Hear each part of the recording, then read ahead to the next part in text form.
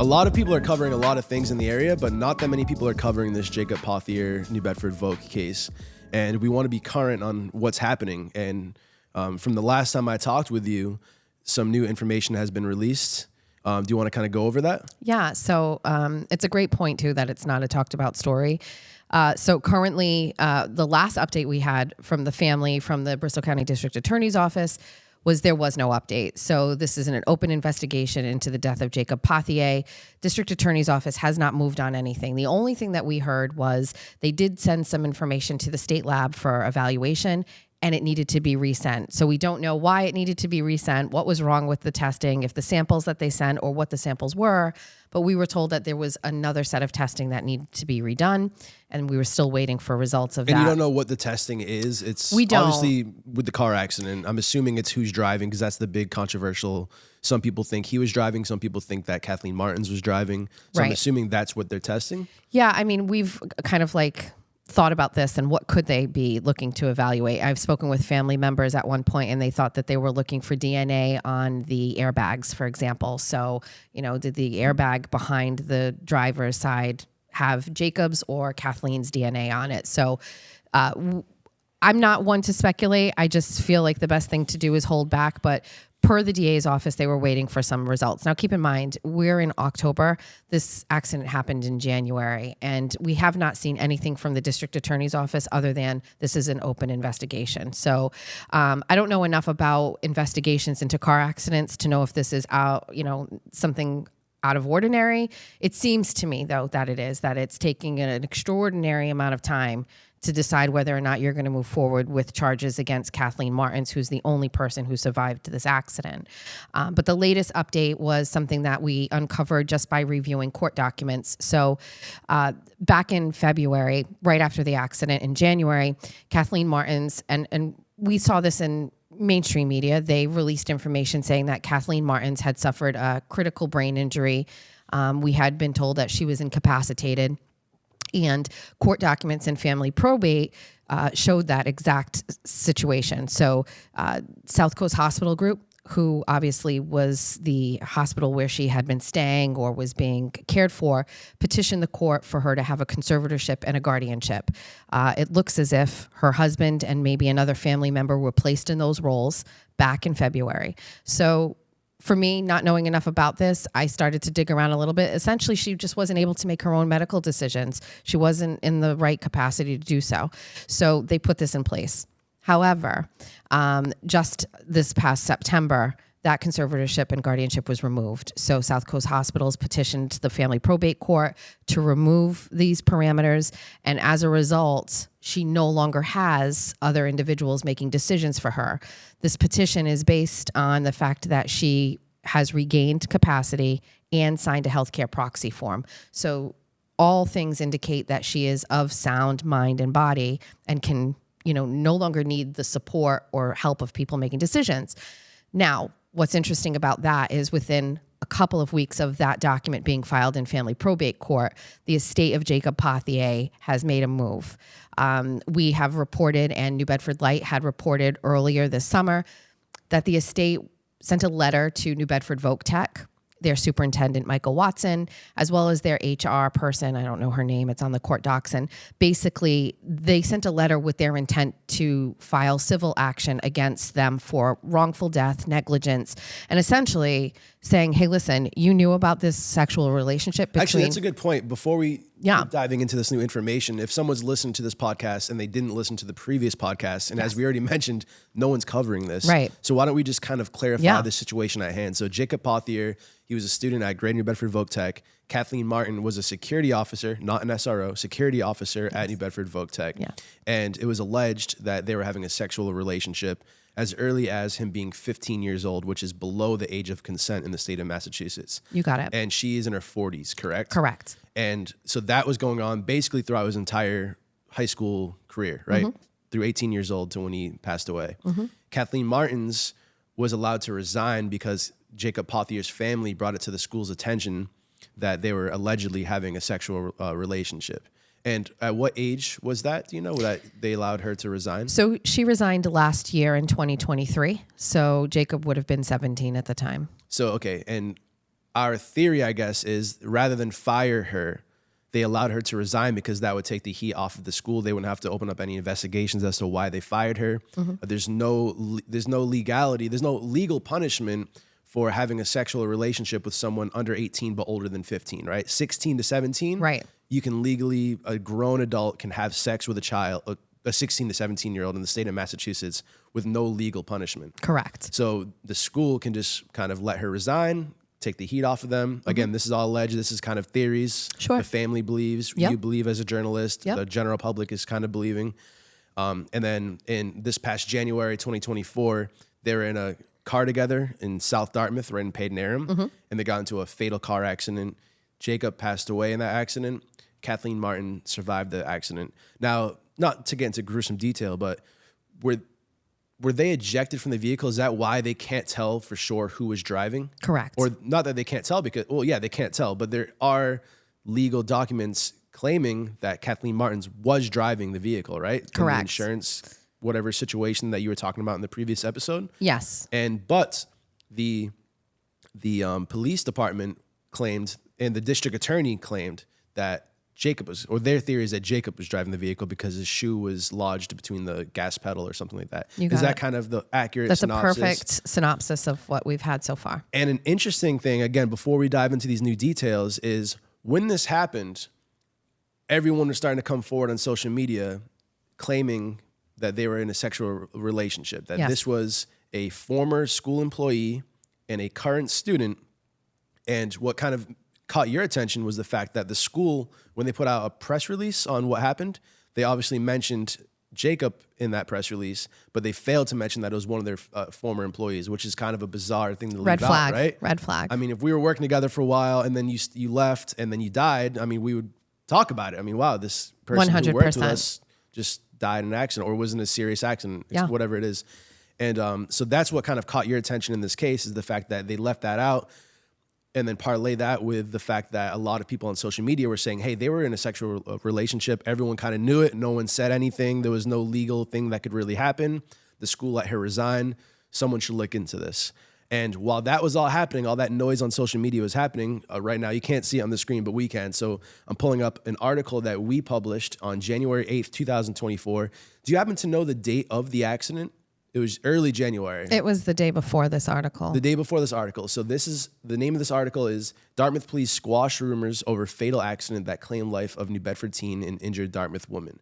And essentially the Dartmouth Police Department put out a press release saying, though there have been quite a few rumors circulating on the socials about where the individuals involved in the fatal motor vehicle crash this past Friday were prior to the crash occurring, we have not yet received a single call from anyone who can actually validate this information. They're basically saying that there's a lot of rumors going on. None of it's valid. You guys should stop spreading misinformation, is essentially what they're saying.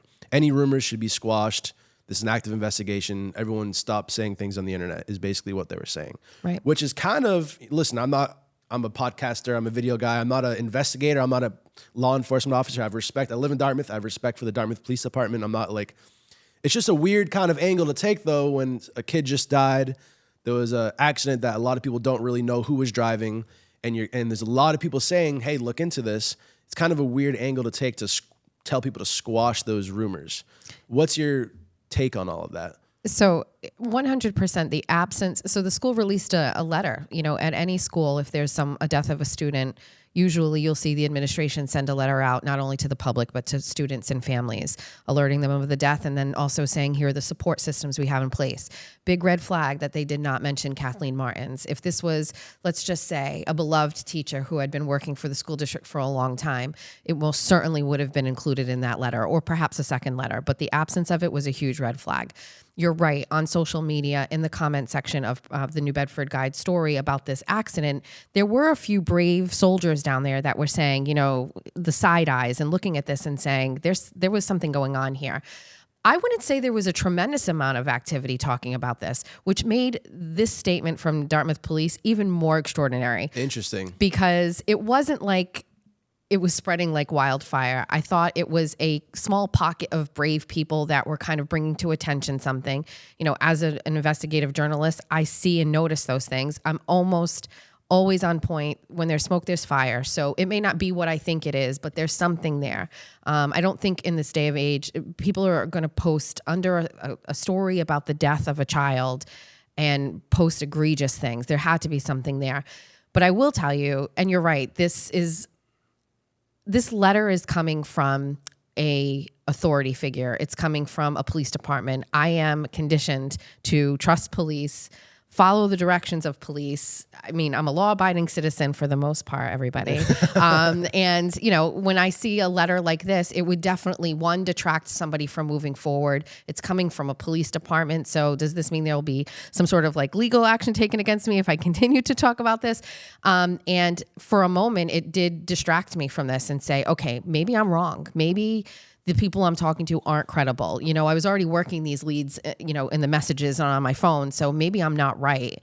And let me ask you about that. So as a local journalist, I spoke with Mike Sylvia, the owner of New Bedford Guide and co-owner of Fall River Reporter, about this in a previous podcast.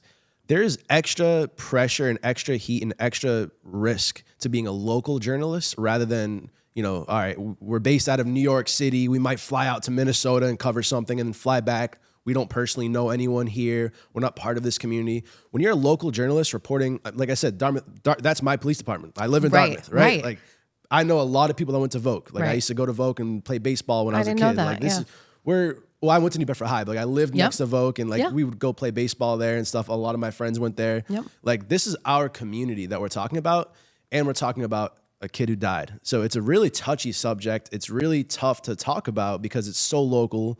We know a lot of people that know the kid who died. We know a lot of people who know Kathleen Martin. We know a lot of people who are Dartmouth police officers, staff at Voc. So it's a very intimate thing to report on. What struggles have you seen in your career being a local journalist that it's just, that keeps you up at night? I mean, there's got to be a lot. I know you're digging into so much shit that I can only imagine the pressure that you must feel sometimes digging into some of this stuff. And you got to be right. Because then if you're wrong, it's even worse, right? So I really feel I was born for this. I don't know what it is. I have a natural curiosity about things, and I also have like a deep quest for like correcting wrongs, whether it's like within my own town or locally. When I see something that's not right, like I really genuinely feel compelled to change it. It's just who I am as a person. I think it also, you know, might be rooted in a little bit of me like saying, hey, I know more than you on this and you're not doing it right. I think there's like a lot of things that I think add to my ability to do this. I first of all, we need more people to do this kind of work. So I don't know if anything I say today will inspire somebody, or if I say something that will, you know, in somebody's mind is going to check off a bunch of boxes and be like, oh, that's me. And, oh, I want to do that. Or, oh, I would love to do that. But I will tell you this. I wake up every day excited to answer questions and ask questions. You have to be able to talk to anybody. And I can talk from the poorest person on the street to the most wealthy politician. They're all the same to me. They're all just regular people that I have to ask questions to and properly document their responses. So I love talking to people. It's a natural thing for me. I love doing it. Now, a lot of the stories that I cover are stories that are against the grain that most people are not talking and asking. Or at the very least, just uncomfortable things that you have to dig into, right? Yeah, those actually are more interesting to me. Those are the ones that I'm drawn to. Those are the things that I want to work on. One, it's a challenge, right? So if a regular mainstream media company won't take this on, well, let me show you what this small little company can do. Like there's that, right? And that was with the Karen Reed thing. You know, they're all talking about what's going on in the courtroom. Everybody's watching it on TV. Everybody knows. Is anybody talking about the jurors and how they're reacting? So I was like, let me show you what I can do. When it comes to these stories, you know, whether it's our local police department, you know, Fall River's got this like real crazy situation where they're going through their fourth chief in 4 years, right? The Pothier case. Why isn't anybody asking those questions? And I feel that's my job. I feel some sort of an obligation to do that. I have no fear when it comes to asking these questions. I love making these people feel uncomfortable. I love making politicians feel uncomfortable and asking them questions that they don't normally get asked. So we have a long-standing politician in Somerset. She's been an elected official for 20 years. She has never had anybody run against her for state rep. 20 years, has just continuously walked right into office, right? Could be a really great person, could have some great bills under her belt that she has signed that benefit me and you, and life is great, right? But when I tried to confront her and ask her a couple of questions at an event this past spring, she walked away from me. And I can't wait to release that video. And I've been holding on to it. Wow. Of course I did. You were born for this shit. I wanted to ask her, and I'm not sure that woman has ever been confronted by a journalist asking her a tough question ever in the 20 years that she's been a state rep. And I didn't ask her anything egregious. I asked her, I think I asked her about, there was going to be, and I have to look into this, but there was some sort of buzz about giving local municipalities the ability to raise taxes on hotels and excise tax and things like that. So at the time, this bill was kind of like just starting or floating around, and I asked her about it, and she said no comment. Now, she's a legislator. She's a state rep. She literally either cultivates, co-sponsors, or passes these bills, and she didn't want to talk to me about it. And then I think I asked her about if she knew anything about how the city of Taunton was suing the hotels that had the migrants in it for over occupancy fees that they hadn't paid. And she refused. She walked away from me, stormed out, pushed the door, refused. I love it. It's one of my favorite things to do. When we're in a state like Massachusetts, and of course there's conservative states that are super conservative and they don't get held accountable in those states as well. But in a state like Massachusetts, that's where we're working. When it's so liberal, that do you feel like they're just not used to getting pushback because the media is obviously liberal? All of the politicians are liberal. So there's really not that many, I'd hate to say conservatives, people keeping them in check. So when someone comes to them and asks them a question, it's like so out of left field. They're so comfortable. Yeah. They're so comfortable. She has never had to worry about a reporter coming over to her. They're in bed with all of these mainstream reporters anyway. They're all friends. They call each other with tips. One of the best things about being in my job and what I am is I'm isolated. I'm not friends with any of these people. Now, is it harder for me to get quotes from them? Is it hard? But we talk about this all the time. Michael say, ask them a question. If they don't respond, ask them again. If they don't respond 3 times, write the story about how they won't respond. Yeah, that's a story. I'm also just a regular middle class person. I, have a husband and I have my kids and dogs, and we live a regular, non-extraordinary life. I am everybody. So I ask these questions for my friends. I ask these questions for my peers. Who else? I ask the things that I know my neighbors want to know. Yeah, if you're interested in that question, then there's the majority of people. I'd like to think so. Yeah, I'm just a regular person who lives in Bristol County who has questions and wants to know answers, and I have the ability to do this for my job and dig around. And I've learned a lot of great techniques to get around the red tape. I have great sources, and I think that's another thing that I didn't expect is once you started putting out some work and showing what you're doing, people begin to trust you and understand that, I'm a source protector. I'm not going to give up my sources. I have a phone that I can throw in the river at any given time if I need to.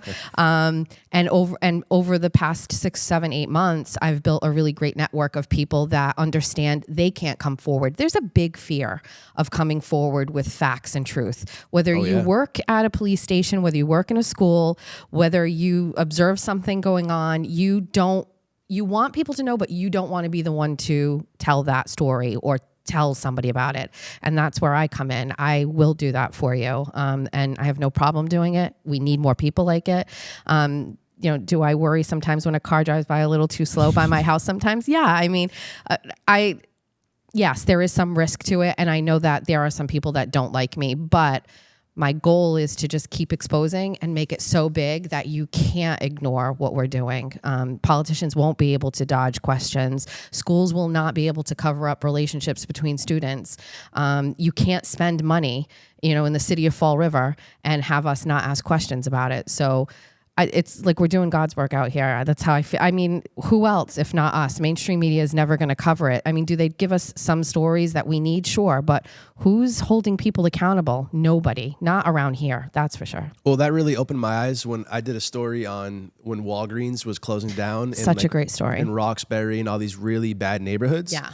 And the mainstream media was just running with this narrative that Walgreens is racist. Walgreens hates black people. Mm-hmm. They don't want minorities be getting their medicine. They want to make them walk. And it was just such a dishonest way that they were reporting on this when the reality was that Walgreens was struggling financially and universally across the country, they're cutting their lowest performing stores like any business would do. If Dunkin' Donuts is struggling financially, they're going to start shaving off. Stop and Shop is doing that right now. Stop and Shop has just closed some of their lowest performing stores. It's just what happens. It's just business. Right. Like you look at their stock is down. And another thing is, in those neighborhoods that they were closing those Walgreens down in, the the Attorney General, I forget her name. She basically made it so if you're stealing less than $900 worth of things, then there's no, they won't. Andrea Campbell. Yes, exactly. Then they won't charge you. Right. So when you're going into these little How very little California stores, of her, by the way. Very California. So California. So people in these really, bad neighborhoods are going into these Walgreens and stealing $500 worth of stuff with no repercussions, without even trying to hide it. They're just like throwing so it in the brazen, bag, waving at the guy at the counter. Yeah. Like it's just absurdity.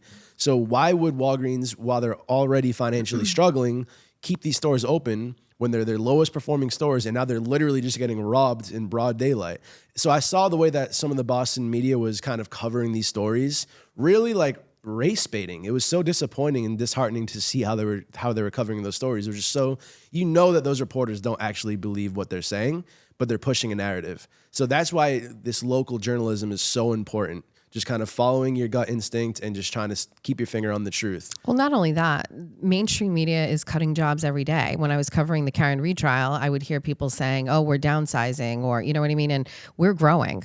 I mean, look at the studio. I mean, we're growing. We need more people. I'm saying all the time, I need an assistant. Like we're growing. And these are mainstream media companies are downsizing and they don't get the views. I mean, we get more views sometimes than the Boston Herald or the Boston Globe on some of our social media posts. Most of the time we do. It's pretty crazy. Yeah. So, I mean, I think you have to trust what people really want, and they want the truth. We talked about this the last podcast. What a novel idea. Let people think for themselves, give them everything, and just let them, deduct what they will from everything.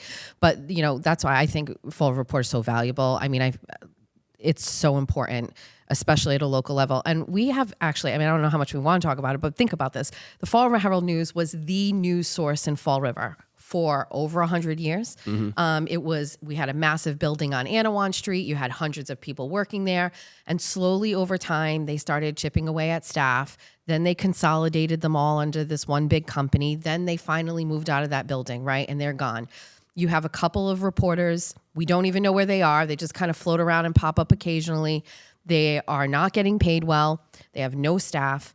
And then it almost is like abandoning the local community in a way, right? Because they can't send people to cover, a school opening, or they can't cover people, getting together at a senior center. Like there's nobody on the ground. And so I think, and I don't know if anybody else agree with me on this, but it lessens the sense of community when you're not reporting on the small things. Now, I'm overwhelmed with these things, but I know that we'll eventually be able to circle back to either adding somebody that can really kind of cover these things. But, if I'm working 40 hours a week on police corruption, right, and dealing with what I know is some severe problems in the Fall River Police Department, I might not be able to get to, a parade at Kennedy Park, right? Yeah. Mainstream media, Herald News is just already beyond that. They're not here. So you really need to support our local, not just because I work here or you work here, but what else is there, and then people just don't get any information at all. So I really do believe the work we're doing is great work. It's hard. So moral of the story, we're growing. Jess needs an assistant. I need some help. If you guys are interested in crime and investigative journalism, hit up Jess. Yeah. If you know how to do a FOIA request, that would be great. You were talking about how you've built up kind of this reputation that people will come to you with leads on stories and new information. Yes. One thing that you told me in the last podcast is when this Jacob Pothier thing was really popping off, there was actually employees from Voc that had burner phones and fake emails that were sending you critical information.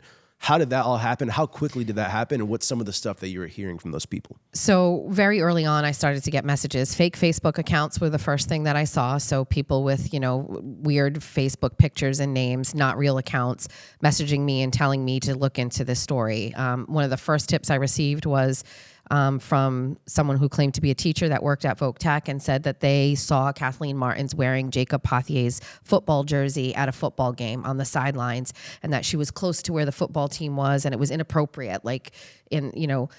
I asked that person if they had spoken to staff at the school, and they said they didn't. They didn't want to be that person.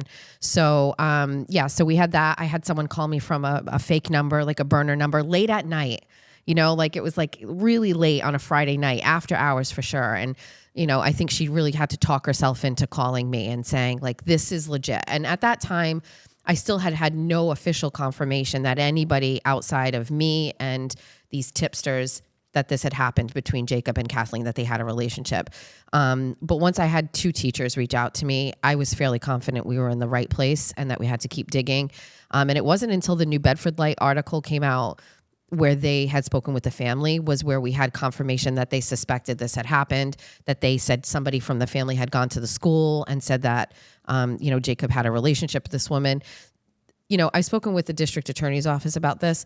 We talked about this a little bit. The investigation that they currently have is just into this car accident. There is no investigation in the district attorney's office about the relationship between Jacob and Kathleen. So whether he was 15 or not, or the school's mismanagement or handling of the information that they had. There is no investigation into that right now. This is just about the car accident. Well, because they would have to prove that she was having a relationship with him at the age of 15. They don't have the manpower to do that. They don't have the the DA's office does not have the manpower to investigate this other side story here, the main story. Mm-hmm. They don't have the manpower to do it. So for lack of a better term, what's best case scenario for Jacob's family? What can be done to, obviously they'll never get back their brother, their son, yep. But what would be a legal grand slam for them? So I think what they're doing is all that they can do, which is filing civil action against the school district and the people responsible. So they've sent that letter of intent.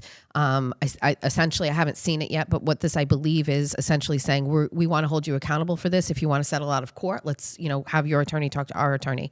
They have not responded. So that letter has been sent months ago. They have until December to respond. They haven't responded. And now they're going to ask the Superior Court judge to, get Kathleen and have her deposed. Let's talk about that a little bit, because I think we were recording when we were talking about this new information that came out. So she essentially suffered a traumatic brain injury in this car accident. Supposedly. And so she was... I'm not buying it, by the way, Stephen, just so you know. Tell people about it. I'm not buying it. Yeah. So, and we can go really fast, but I'm just telling you, all my tipsters during that time, the one that was the most intriguing was the person who worked at the hospital where she was being held, delivering food service and dropping off her meal, and saying that she walked in and saw her on her phone one time. And this is at the time where we're being told she's incapacitated. She has a critical brain injury. And I have someone who's delivering, her food tray at lunchtime and says, I saw her on her cell phone.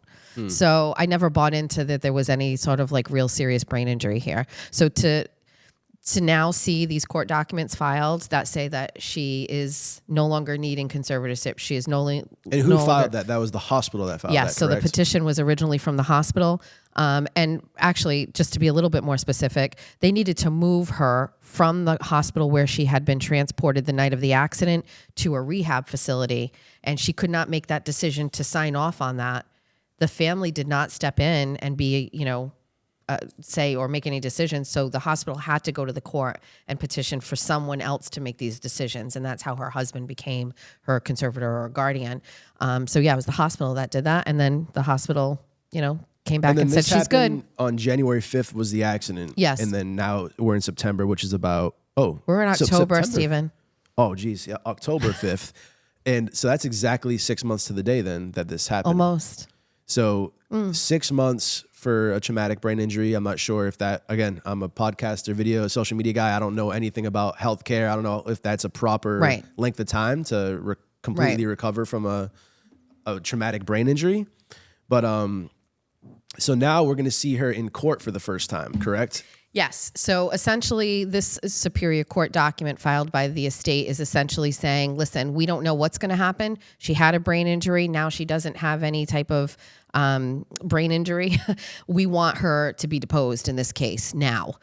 So they're looking for like an urgent, action from the judge so that they can get her in and talk to her. And there is a hearing scheduled, I believe, on, I don't believe it's on this document, but there is another document filed at the end of October. This would be the first time that she would be in court, from what I understand. I can't tell you, but I literally blocked off everything on my calendar for that week. It's in big letters on there. I have to keep my emotion out of this, and it's all about reporting and investigating and digging and asking questions. This case has haunted me from the minute that it happened. I have children that are Jacob's age when he died. I have an 18-year-old son. I think about all the time how much we let our kids be in the control of a school for 8 hours, 9 hours a day. And I wonder if any one of my children would have ever been susceptible to the predatory actions of a teacher or a school resource officer. And, Jacob did a really good job of keeping this from his family, right? And it always bothered me because the result of all of this was that he's dead. There is no doubt in my mind that if the school had acted, had taken action, Jacob would be here. Speaking with family members, Jacob wanted to end this multiple times. He didn't know if he could, or she was buying him gifts, or she was, she had control over him. And it's terrible. And I think that he deserved better. And I as a mom, it's really terrible. So yes, I do this because I want to expose the schools and their inaction. This is crazy. We've talked about this the last time. I can't believe that we can have a 16-year-old, say a junior in high school, that can be sleeping with, a gym teacher or whatever, and nothing will happen legally. It's just, okay, you can, how is that possible? I mean, it's got to be one of the most taboo subjects ever. I mean, I go back and think about Mary Kay Letourneau and her relationship with that kid. Now, definitely he was younger. I think he was in middle school, but the sensationalism around that story. And then they had 2 children, and then she was in jail, and then she got out, and then they got married. And to me, I don't know why this story isn't more mainstream. I don't know what it is about this that nobody wants to talk about. But the reality is you had a student out of high school that was sleeping with a teacher, a staffer. And then when the school got tipped off on it, they let her walk away. And then nobody was looking. So no school is looking now because she's not there. So who's overlooking this relationship? The only chance he had was the school. And then once she left, it just continued, and it ultimately ended up killing him.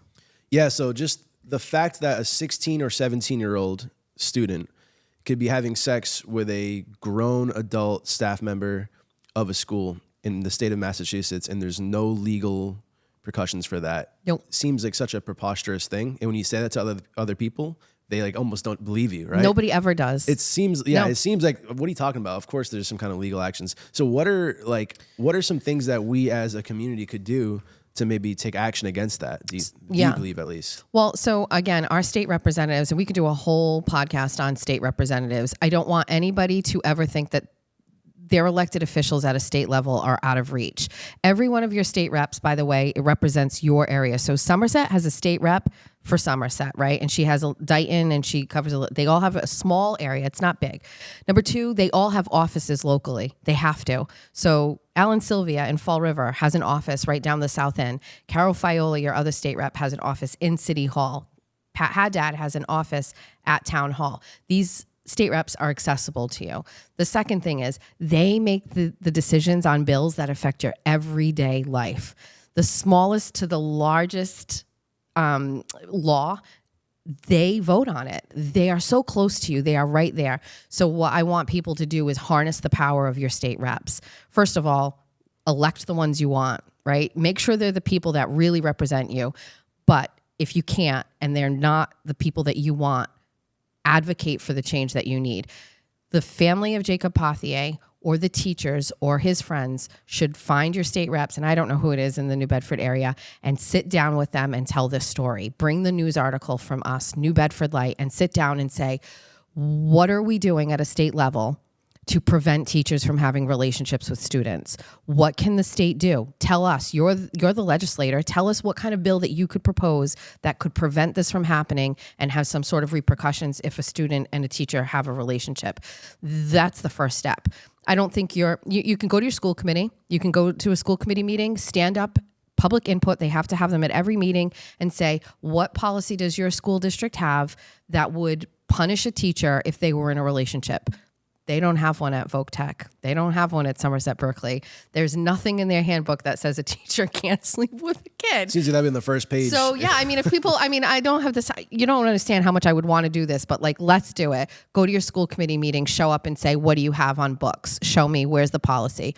Check, knock that off. Next, we're going to go see our state reps. We're going to walk into City Hall in Fall River, go see Carol Fiola and say, Carol, have you seen this story? Do you know anything about it? Let me tell you a little bit about this story. Here it is. Can you talk to me or cultivate some sort of a bill or something that we can put in place that says, listen, 16 and over is consent if a child at 16 wants to sleep with a teacher, but let's put something in place that says you can't, right? And then take it to the State House. Go up there on the day when they're passing these bills. There are a lot of times where bills are being introduced or discussed or talked about. The person who, co-sponsors or sponsors that bill may invite you to go up and speak on behalf and testify to it. I've spoken and testified on multiple bills that I've tried to change. So we were talking about, I don't want to go too deep into COVID days, but changing the law in Massachusetts so that parents currently right now, by the way, can, for religious reasons, say that their child does not need to have all vaccinations. So as a mom, my son had regression after he had some vaccinations when he was 2 years old. So I put a pause on his vaccinations and just said, listen, I want my son to be vaccinated, but I need to pause this. And I also want to stretch them out. Like, you get a lot of vaccinations all at one time. And I said, I want control over the vaccination schedule.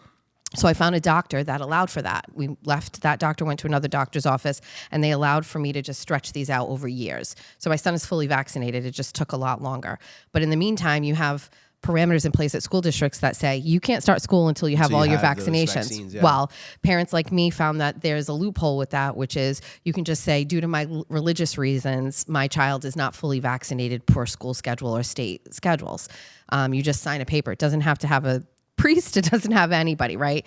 They were trying to change that in Massachusetts and remove that particular religious freedom during when the it came COVID to era, during right? COVID Yeah. era. So I testified in that hearing for that and just basically said, let me give you an example of why this helped me. I know it wasn't necessarily what it was intended for, but it helped me, and I'm not anti-vax. You know what I mean? So it kind of went against everything everybody said where, oh, they just don't want to vaccinate their kids or whatever. Not that. I just wanted some control over it. And I used that ability to say it was a religious exemption. And so you can go and you can speak on behalf of bills. And Rep. Zaharos out in Barnstable County, he's a Republican state representative.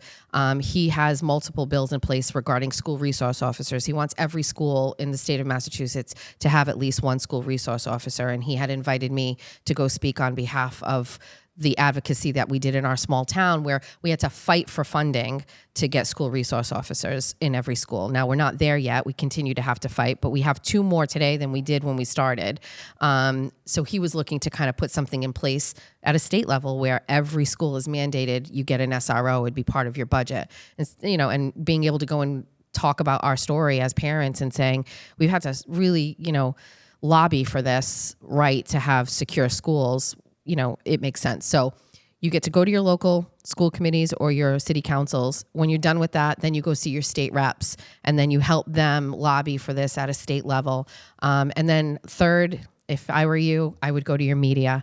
There's nothing more powerful than media. I mean, we just had an incident in Fall River where, the school capped off how many kids could buy tickets to homecoming, 500 kids. Well, there's more than 500 kids in the school. And we had parents texting me. I was covering a court case in Fall River. My phone started ringing and they were complaining and saying, what do we do? We can't. And I just put a post up on social media. I have a far reach. And within, I think, an hour, the school changed it and opened back up the tickets. Never underestimate. That's always so satisfying the when you power. See actual change Yes. from what you're doing. Yeah. Some of the work, even something so simple Use like social that, media. Call us. Well, don't call me because I don't have enough time. Call Mike or call New Bedford guy. Yeah. I don't know, but call your media outlets and leverage that. I was at the military museum over here at Fort Taber. Yeah. And the guys were telling me that they all volunteer at the Veterans Military Museum at Fort Rodman. And the guy was like, oh, you're a New Bedford guy? Let me go on a walk with you and show you a couple things. And he showed me some of the signs across the historical walk of Fort Tabor. They were all dilapidated, graffitied, Oh, ripped yes. down. I know. Now I know what you're talking about. And yes. he was like, we've been trying to reach out to the city for a long time to get this fixed, and it's just not happening.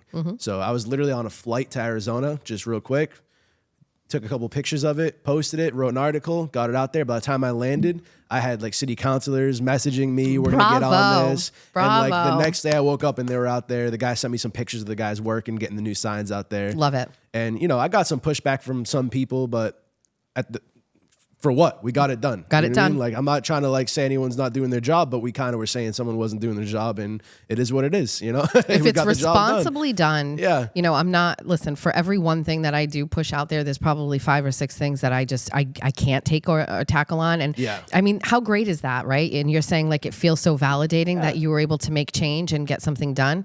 Feels great. So never underestimate the ability of social media or your news or outlets like us that can kind of take it. So there is power for change. I think people need to be inspired to do it.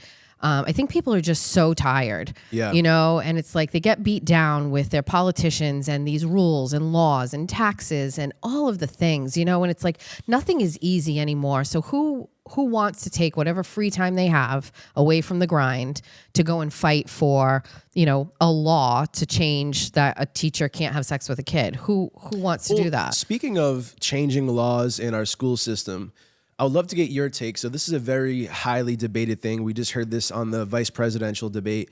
So there's kind of two sides to this: protecting students in schools from the tragedies that we obviously keep witnessing year over year over year. Some people feel that the way to solve those tragedies is to try to remove all guns out of our state. Other people feel that that's just a ridiculous thing. You're never going to get guns out of bad guys' hands. And the only way to protect our kids in these schools is by hiring armed guards at the schools. And the pushback to that idea is, well, we don't want to turn our schools into military camps with guys with guns. What's your take? What do you feel like the solution is to protect our schools? I started advocating for school resource officers in 2018 after the Parkland shooting. It literally consumed my whole life. I began attending every single school committee meeting from that day on, and I hadn't missed one in 3 years. So I was fully invested in this. And I think it was specifically because I saw a video on Twitter of a girl in a classroom at Parkland like moments after it had happened. My daughter was in high school at the time. I think I saw one of those videos as well. Very graphic. I could cry thinking about it. Yeah. Just because it just reminded me of my kid's school. And so I'll be damned if I'm going to let my kid walk out the door every day, get on a bus, and there not actually be some sort of protection. So my first instinct was we need cops there all the time. And I was gangbusters. I went on your dad's show on WBSM for the first time and started talking about we need cops. I will admit that over time, over reading, over learning, over educating myself, it is not just police officers at school, but there are many things that you can do that I think would give the absolute best protection. It has to be brick and mortar improvements. So you absolutely need, cameras everywhere, right? And you need somebody monitoring those cameras. You need to have the best buildings that are secure and locked. You need multiple vestibule points of entry so that people, you look at Sandy Hook, he shot right through the glass and walked right in the door. So Somerset now has bulletproof vestibules, by the way, because we advocated for that as parents. So you need some sort of situation there where the brick and mortar things are all set, right?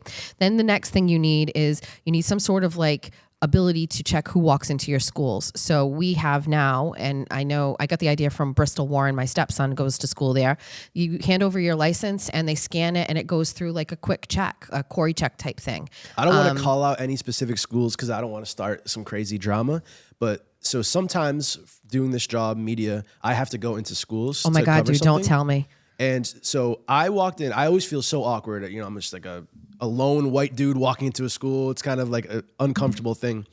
And so I walked into this middle school because we were covering something going on in the gym. And I walked in. I have a tripod bag, which it's a shape that a firearm could be in there, right?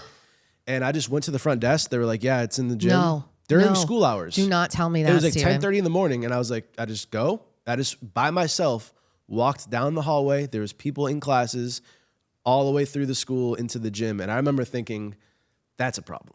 The minute That's we're a done problem. recording, you have to tell me exactly where that is. Yeah. I can't allow that. That's a real problem. Like, I felt so uncomfortable. Like I felt like I was going to make other people feel uncomfortable by me walking by myself with a tripod over my tripod bag over my shoulder, just walking through a middle school. This is like recent. Recent, within the past year. So that's a really great my reminder. point is, I feel like there should be security at the door. That's my point. That's a really great reminder that no matter how many times there's a school shooting, no matter how many children die, people still just don't get it. Mm-hmm. I'm actually infuriated by that. The brick and mortar piece is critical, right? But the other thing too, and I've advocated for this, is if you don't have one person in a school that is singularly focused on school safety and security, who is then doing it?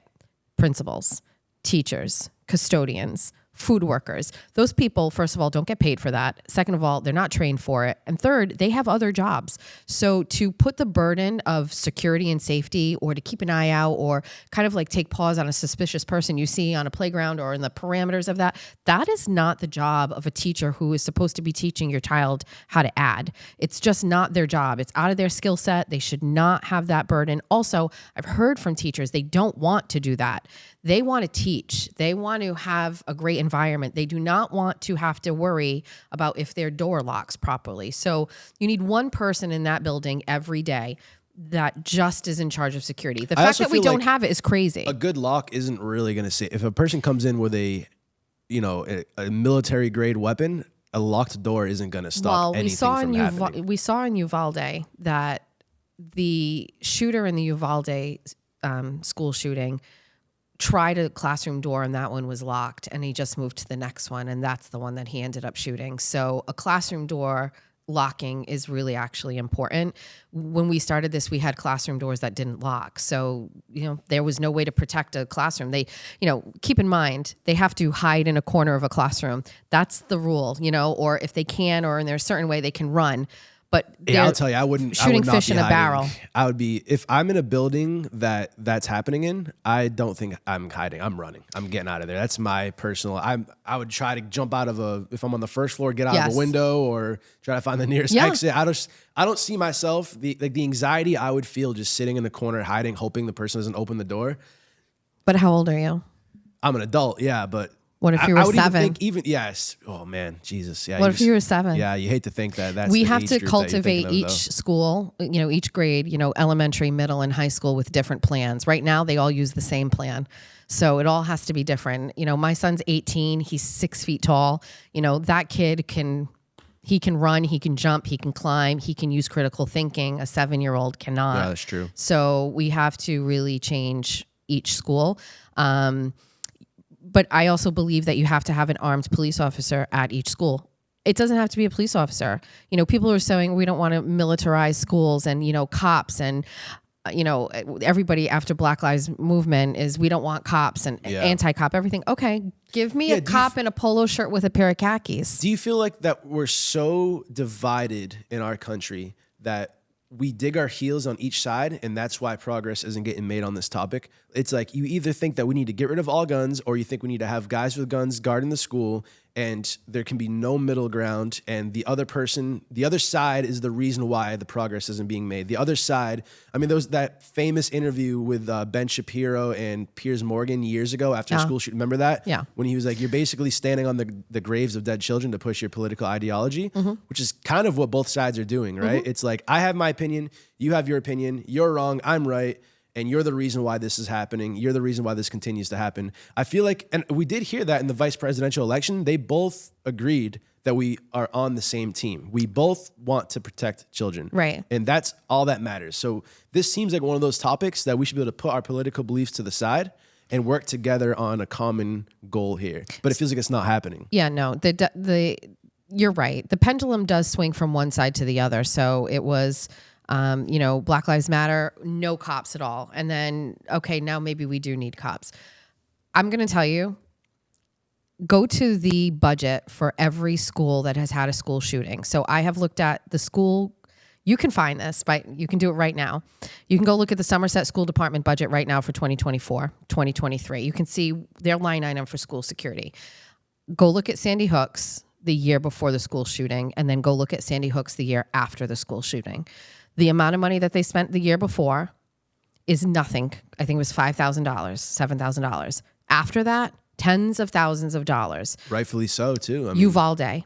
Same thing. Had almost no school security budget. They had a school security officer. They spent nothing. They had cameras. So and things that's like an that. interesting one, though, because that situation sort of pokes holes in the rights argument, right? Because Uvalde was a situation where there was officers on the scene protecting the school, and they didn't do anything, correct? Yeah, I don't want to say they didn't do anything. I don't want to like accuse someone, but that was the general, right? Like they were there and they didn't stop.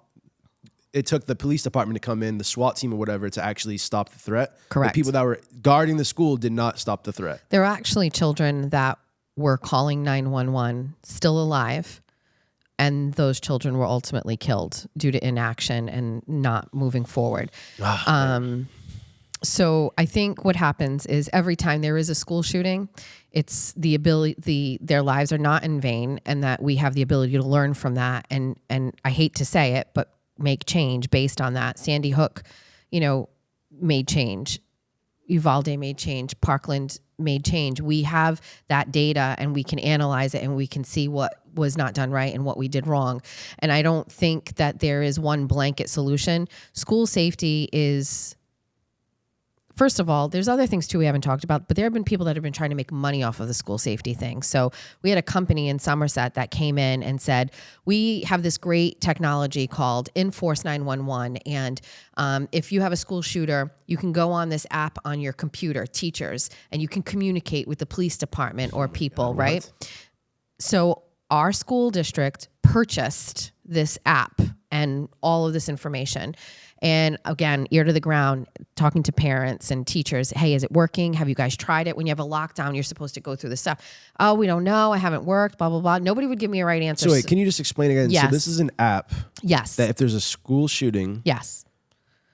They calls the police? Can't you just call the police? So you can, but they claimed that it allowed for open communication. If 911 jammed up and there were too many people calling, that this app was going to allow for teachers, either on their phones or on their laptops, to have open communication with law enforcement. Well, that opens up another conversation, though, is schools not allowing students to have their phones in school. Yeah. So if something does happen, they won't have a line of communication to. As you can imagine, I'm one of the parents that are opposed to that. I mean, I push back and say, why can't teachers actually control their classroom and say, put your phone on your desk, put it down. If I see you touch it, you're getting a suspension or you're getting why do we not have teachers that can control this? Yeah, my take on it is, listen, we're in 2024. These students right now, they're going to grow up and they're going to be adults and they're going to have phones on the job. So teach them now while they're in school that, hey, you can have your phone on you, but get the work done. Well, I'll give you the perfect example. My daughter goes to Bristol Aggie, which is an agricultural school, right? It's like your Diamond, your Voc Tech. My daughter is allowed to have her phone on her at all times.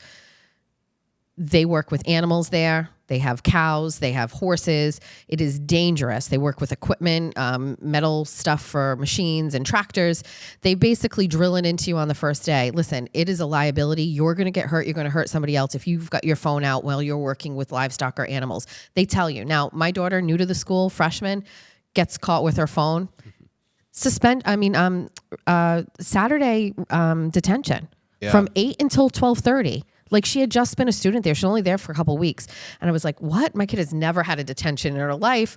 And they were like hardcore. Like they train you to know. I think that's preparing them for the real world, because you're going to be able to have your phone on you on your job. Yes. Maybe very specific jobs you can't, but 95% of jobs, you're going to have your phone on you, and you'll get in trouble if you're playing Flappy Bird on your phone while you're trying to do work, right? So that's more of an accurate representation of life. Why not just have control over these kids while they're there? Like, I don't know, be in control. And why are you letting these kids run the show in these other schools where you got to put them in these locked boxes? So sure enough, my daughter now knows she has her phone on her.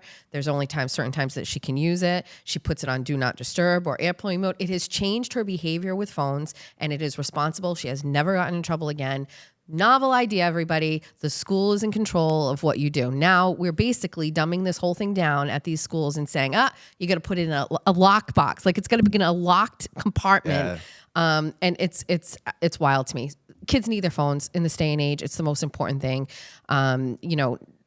There's a chance that something will happen, even in lockdown drills, for example, that students are not aware of. Some kids get scared and they want to talk to their parents. And so I think they need to have them, but the school needs to actually be in control of it.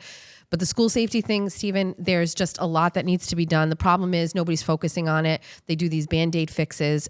Every time that there is a school threat or a shooting or something, like even a school that gets a threat, they'll ramp up the police, department the next day to kind of make everybody feel good. I'm the first person to bitch and complain about it because it does nothing. Nobody takes it seriously. There's no money already in school districts right now for anything. So nobody is going to allocate money for a potential threat, right? So it's just a constant fight that parents have. And in the meantime, you have schools like the one you're saying where you can just walk right in. Look at the money, look at these schools and what they spent before. Now think about this. What are the chances of a school shooting happening at Parkland again? Very slim to none. They've already had theirs. Shit. You know what I mean? Sandy Hook, very slim. Uvalde, very slim. Yet these schools are still doing the absolute best they can now with school safety and security. They have the best of the best. They're basically saying, this is what we should have had. Now we're going to give it to you. So why isn't everybody else looking at those schools and saying, this is what they have now. This is what they wish they had. This is what we should put in place now. And then at the very end of the day, at the very least, advertise that your school has those things. Put a cop car in front of that school. I worked at a bank. I worked for Bank of America for years. Nobody's going to come and hold up the Bank of America that has a security officer out front, but they're going to go hold up the Bank of America or the Santander that doesn't have a cop out there. I say it all the time. It's just a detriment. They're going to look at that and they're going to go, okay, I want to rob money. I need a fix. Which one am I going to go to? I'm not going there. There's a cop there. I'm going to go to that one. Yeah, I like to consider myself, I'm pretty neutral politically, and there's some things I agree with the left on, there's some things I agree with the right on. And the Second Amendment is something that I'm very conservative on. Just the idea that a politician who is guarded by men with guns is going to tell me that I can't have a gun to protect myself and my family. Just that alone is an absurd statement, and that's the end of the conversation, right? We have every place that we go has people with guns protecting us. Airports, courthouses, banks, public Patriots game. I mean, you go, there's cops there. Would you feel safe going in 2024 in the state of this country, in the state of this world? Would you feel safe going to a Patriots game knowing there was not one armed police officer there? A better local example is the Madeira Feast in New Bedford. Perfect example. They've ramped up the security there. You have to go through metal detectors, and then they have like half the police department and other departments there on duty, walking around, plain clothes officers, officers in uniforms. Why though? Exactly. Things were getting out of control. And I'll tell you, the anxiety level of being there went significantly down, knowing that there's so many officers there that are armed and ready to go. They got guys on the roofs. I went up into one room. They have like a whole intelligence room with like computers. Like the security there was top notch. You see me getting so excited about that. I'm like, really? Tell me more about that. Yeah. So I love that. Going there and seeing kind of how it operates, seeing some of my friends like in plain clothes walking around knowing they're officers. Yeah. Like, they're like really locked in on the security. Love that. And I feel like that makes people, it lowers your anxiety walking through a metal detector going into a public place, right? That's just how it works. So I feel like, do we have to have metal detectors in our schools? I don't know, but it seems like there should be some level of security. So, just a lone white guy can't just walk into your school with a tripod bag unasked. I don't know what school that is, but I guarantee you it will change. Yeah, I hope so. I really do. After 9 a.m. on Monday. Yeah. So this is what I mean. You're telling me that I need to know what school that is. I need to find out who's in charge, who wherever this is, who's the city councilor, who's on your school committee. They need a letter, they need a phone call, and they need to fix it immediately. That is what a liability. I can't even think about it, actually. And speaking of like civil debate and conversations, you were telling me about how State Rep Haddad refuses to debate Thurber and race for Bristol 5th seat. You want to talk about that a little bit? Well, we just talked a lot about state reps, right? These are our most critical lawmakers, and they're close to us. They represent us. They're townies. They live near you. They should have ease of access for constituents to talk to them and ask them questions. Pat Haddad is a longtime state rep. She's been in that role for 20 years. She was first on our school committee in Somerset, and then she parlayed that into a state rep seat where she has sat and has been unopposed since then. So since 2000, she has not had any opposition until 2 years ago. A political newcomer, Air Force veteran by the name of Justin Thurber, started a write-in campaign to get on the ballot, had no money, had pretty much nothing. He got on the ballot and he ran against Pat Haddad and came pretty close. He had 46% of the vote out of nowhere. So for the first time, voters had a choice on the ballot, and Justin Thurber was one of the big vote getters in the region. Now, Justin decided to run again this time, 2 years later, announced early, has a campaign, has raised money, nowhere near what Pat Haddad has, but he's ready to go and has been an active campaigner. Pat Haddad wasn't an active campaigner. Things really were wondering if she was even going to run at all, so we were kind of waiting around. Finally announced that she was running. Now, she lost her husband, her longtime husband, a couple of weeks ago, and took some time with family, but she is back in this race. She is campaigning. She is holding fundraisers. She is attending events. She is working her campaign like an active incumbent does. She will not debate Justin Thurber. So Justin has reached out to her multiple times asking to have a candidates night or just a forum where people can ask questions. She has not responded. 2 years ago, a local access station reached out to her for the same. She did not respond, did not show up. Full transparency, not only am I the author of this article, but I'm the chairperson of the Somerset Republican Town Committee. So every city or town can have a Republican and Democratic town committee. In Somerset, we've long had an active Democratic town committee. Pat Haddad has been the chair of that for many years. That committee every year hosts a candidates night. So for our local elections in April, the Democratic Town Committee, Pat Haddad is the moderator. She gives a speech welcoming everybody. They open up this ability for every candidate to come and answer questions, not only from a panel, but also from the audience. In her speech at the end, she thanks everybody for coming. It's almost the same speech every year, actually. Yeah. And she says, getting to know your candidates is a critical part of the process of elections. Yet the Republican Town Committee has offered to host a debate between her and Justin Thurber, and she has not responded. I have called her office. I've gone to her office. I have called her Boston office. I have emailed both offices, and we have put a public request out to her. And as a journalist, we have also tried to reach out to her, and her office has not responded. So I think it's pretty clear with 30 days left, or maybe we're on day 29 left to the election, Pat Haddad is not going to be debating Justin Thurber. I feel like America, we're known as this is the place in the world where people come here for opportunity. You could be anyone. It doesn't matter who your parents are. And this is where you come for opportunity, right?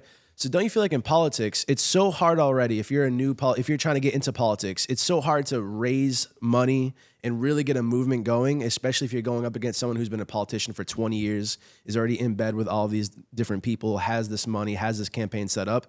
It feels like, in my opinion, a debate should be mandatory because that kind of levels the playing field, right? Hey, listen, you might be new to politics, but you might have some amazing ideas. And why should your ideas be limited? Because you don't have the money and funding that your opposition has. So in my opinion, I feel like debates for politicians running for office before an election should be mandatory. What's your opinion on that? Well, your sentiment is similar to what we've seen in the comments of the story once it was published. So a lot of people are saying, hey, this should be mandatory.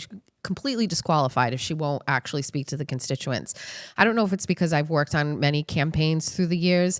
I look at it a little bit differently. If you want to get into this race, you have to be competitive, and we cannot change the machine that is these political campaigns. Okay. So, I think maybe when I first started working on a campaign 20 years ago, I was really green and I was like, well, it shouldn't be this way. They shouldn't be able to raise so much money, and you got another candidate that can't. I mean, I'm a little jaded at this point, but I've changed my mentality on that. You need to be competitive. You need to hustle. You need to go out and you need to ask people, Do I represent your values? I need you to help me. Either volunteer your time or host an event or give me your money so I can put it to use and get ads and mailers out to people's doors. I have no sympathy for candidates that don't take that seriously. Are there really extraordinary circumstances where you can have a superstar candidate step up to the plate and have no money and win an election? Yes, but you can also win the lottery. It is very, very rare. And if you're asking people to vote for you, I'm not sympathetic. You need to work for it. So, running for this race, you need to raise money. You need to ask people for money. And if you can't get it, then that's a good indication that you're not going to get votes, and step aside and let somebody else do it. I'm crazy with elections. It's a very serious game we're playing here when you have incumbents that are ineffective, who are rubber stamping money like the migrant crisis and just giving billions of dollars to people that don't deserve it, who aren't tax-paying citizens. These are critical votes that are out there, and you have to go and earn them.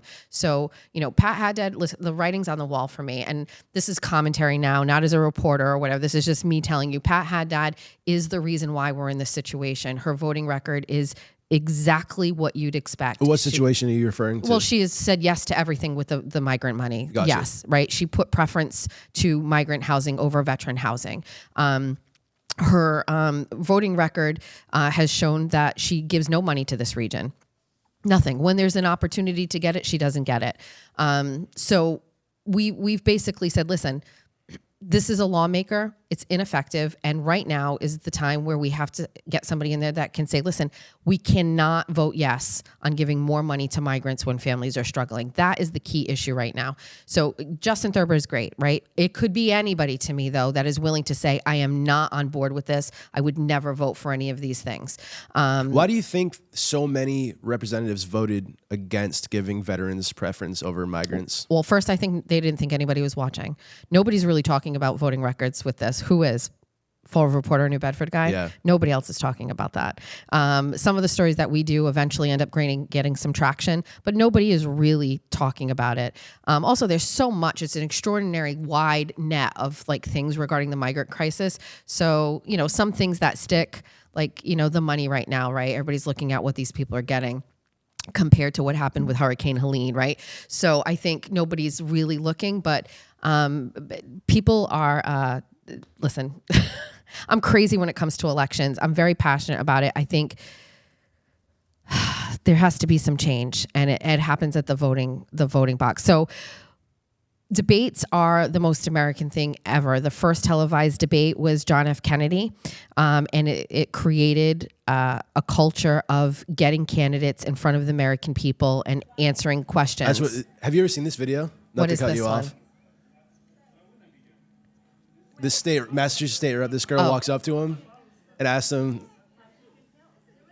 So this is a video we put out, and she just walks up to the state rep. Do you know this guy's name, the state rep? I don't. She just walks up to him and asks, hey, why did you vote against giving veterans preference to migrants? And he walked away? He just walked away. Well, get ready for my Pat Haddad one, because it looks just like this. That's absurd. That's a state representative. You can't even answer the question. He's mad that she walked up to him and just asked him that question, didn't give.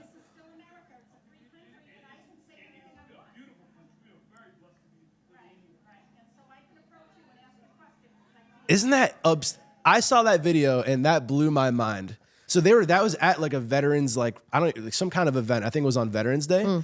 And I feel it's a pretty listen, I know that she's being argumentative, but he's a state representative, right? Right. I mean, he represents the people. So that's a very valid question, walking up to him and asking him, why did you vote the way you voted? And he just straight up walked away. I don't think she's being argumentative. I look at that as there's probably 10 different ways that he could have responded to that, and he chose that one way. He could have said, let her talk, and then say, I would love to have you in my office. I want to talk about this. That's some really great information. Yeah. That's a great point. Would you consider coming and meeting me? Then what would she would say? She'd say, sure. And then if she went, great. It's almost like I say this all the time when it comes to kids, when you're bringing up kids. If you want a kid to stop doing something, there's 10 different ways you could say that instead of saying, don't do that or stop. You could say, let's try this, or do you want to play with this? Or I don't know if that's a good idea. There's different ways you can say that. That man had the option to say that a different way, and he chose that way, which was run. Turn his be back, confrontational, say, I'm not going to talk to you. I mean, Yeah. Again, that's a perfect example of state reps or elected officials never being asked a question. They don't know what to do. It's like fight or flight. Like they're just like deer caught in the headlights, and they don't. And I think, dude, I'm freaking out because like if we just took a camera and went around and found these people and did this, it would just be like an endless reel of these like clowns just like running away because they are just not used to it. I did it. There was a press conference in the Flint in Fall River with Carol Fiola and Congressman Auchincloss. And they were there to give a grant to the revitalization of the Flint area, which, by the way, still hasn't seen anything happen.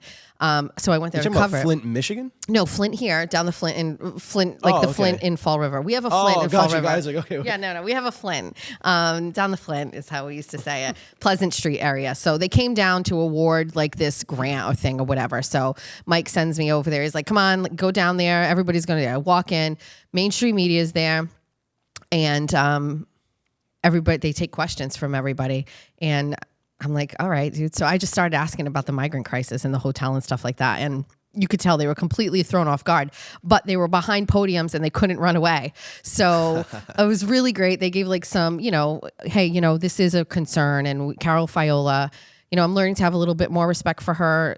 She's someone that I blanket put with all of the other state reps. Is this the time? I think I clipped a couple clips from this, and the guy started talking about Ukraine. He started talking about funding Ukraine when you asked him about that? Yes, Jake Auchincloss was talking about the Ukraine. Yes.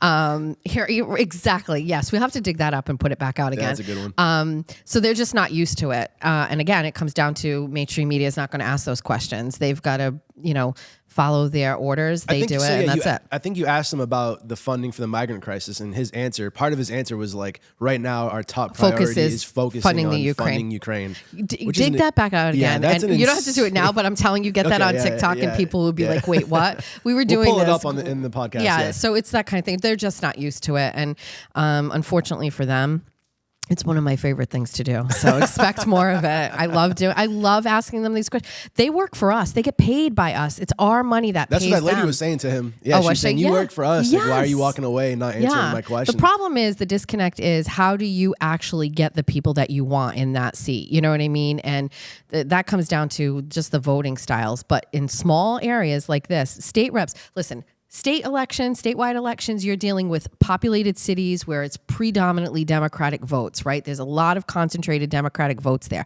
That's why in Massachusetts, during presidential elections, you'll look at a map and you'll see Trump, all of these rural areas, Bristol County, for example, the largest Trump vote county in the state. But then you just go up to Boston and it's concentrated where everybody's voting for Biden, and that's it. That's how Massachusetts will never turn red. On election day, it takes 2 seconds, and then Biden wins Massachusetts. Done. So that's why you're never going to be able to turn Massachusetts red. Even though your neighbors down here may be voting for Trump, it's these concentrated Worcester and Boston and these cities that are voting blue. Fine.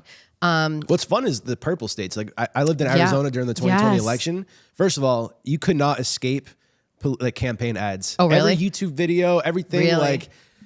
Unbelievable being in a purple state during an election like the 2020 election. It was really a crazy thing to be a part of. That's interesting. We should talk about that one day. Yeah. I'm curious about that. Because, around here, it's just like, Kamala's going to win. Right. It's just Trump will not win Massachusetts. It won't even be remotely close. Right. You talk to the Trump campaign and they're like, it's in the bag. And I'm like, that is preposterous. That is absolutely delusional. I was one of those people in 2020. I was like, it's happening. No way. It's happening. And then I was like, oh, yeah, no, we can't. No. We can't. We can't do that here. Which is fine. But what we can do is we can get local elections changed, and your state rep seats are within reach. And, I just met a really great candidate, by the way. His name is Greg DeMello. He's running for county commissioner in Bristol County, right? There's 2 seats. He's running for 1. He's one of 3. He's on the school committee in Taunton.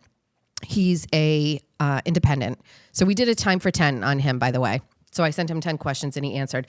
But before that, I talked to him and he said he was an independent. And I asked him, why? You left the Democratic Party. You didn't go Republican. You're independent. He said, listen, I'm on the school committee. None of those kids have a D or an R on their forehead. He's like, so why would I say that I am a certain way? I'm representing these kids. A party doesn't determine how I do my job.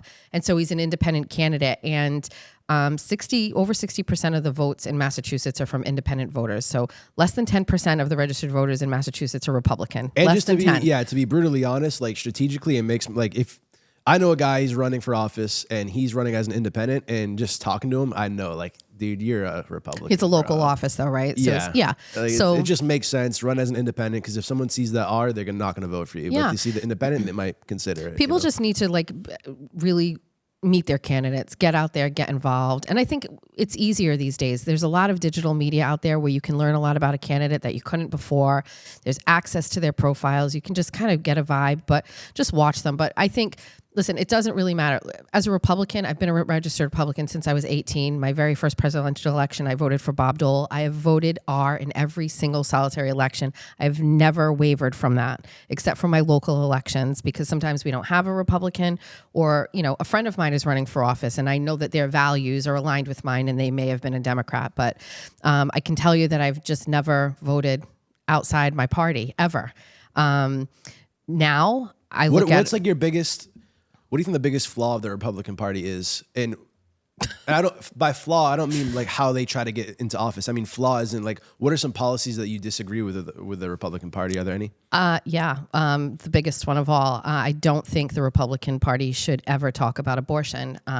If you are truly a Republican and you truly do not believe that the government has any say in your body and what you do, you can't possibly put restrictions on a woman to not abort a child. I understand the ethical, moral obligations that you may have to your religion or your faith. But as a conservative, I do not want the government to tell me that I can't have an abortion, and I don't want them to tell me that I have to get a vaccination. It's a unilateral, hands-off approach to me from the government. Do not tell me I have to vaccinate my child by 2. Do not tell me I need a vaccination in order to walk into a building. Do not tell me that I have to have a child if I don't want one. So I think one of the biggest issues is that the Republicans consistently hinge on abortion. It is not only a hot button topic that divides a nation, clearly, but how can you really be authentic and say you want the government to stay away from your medical decisions, and then at the same time turn around and say, but we also want to control your medical decisions? I completely agree, by the way. That's really? Yeah, I completely agree. That's why when I said earlier, I consider myself, I mean, in today's day and age, I'm probably like a right-wing Nazi, right? Because I'm just not, I'm not woke. But like, I genuinely consider myself open-minded and in the middle. And that's one of the topics I agree. I'm on the left on it. I just feel like, you know, obviously there's got to be limitations. Sure. Again, I'm not a doctor. I don't know what those limitations are. But as a human being, I know there's just got to be limit. You can't have a 9-month abortion, right? There's got to be some kind of gray area.